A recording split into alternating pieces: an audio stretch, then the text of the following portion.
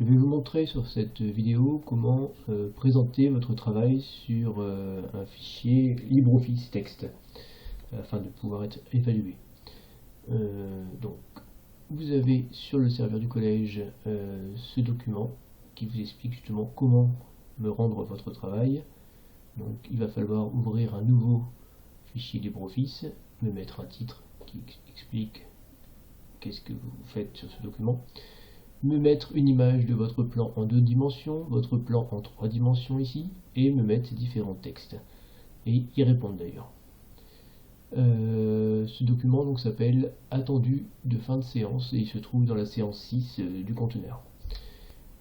Les pointillés ici, vous trouverez les réponses dans le cahier des charges fonctionnelles. C'est un document qui se trouve dans votre classeur qu'on a vu au début du projet.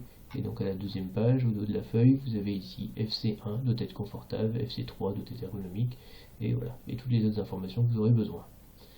Voilà. Alors, comment faire pour insérer une image ici en 2D et une image ici en 3D. Donc je reviens sur le logiciel Swit'Home 3D.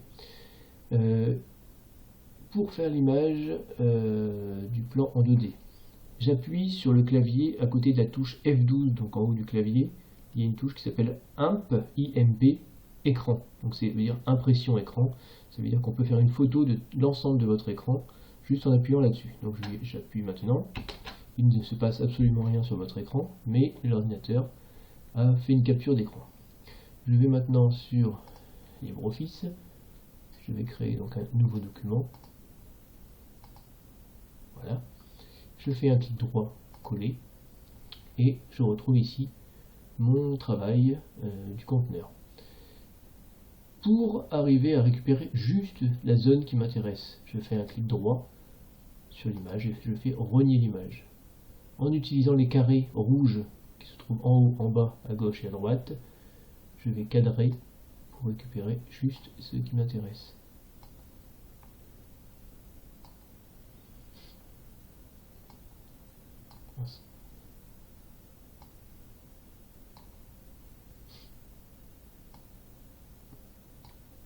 Voilà.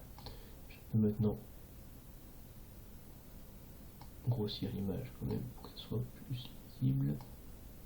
Ça tienne à peu près sur la largeur de la page. Encore un peu plus.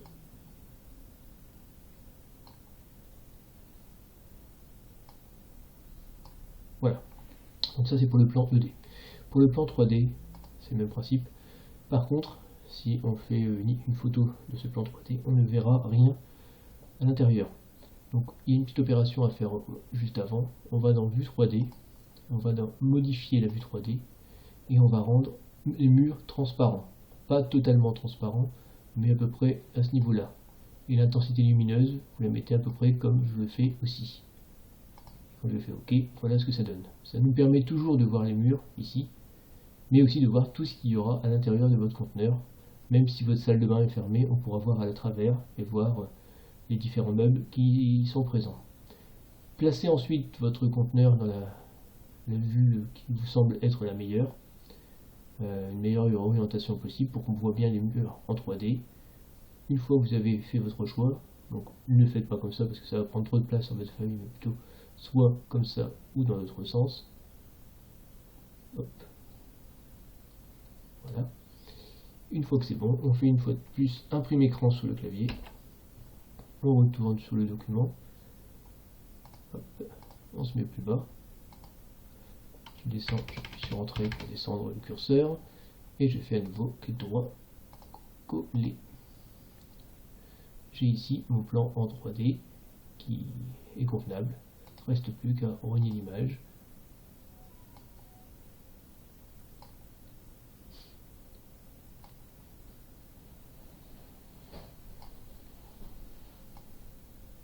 Voilà. Là.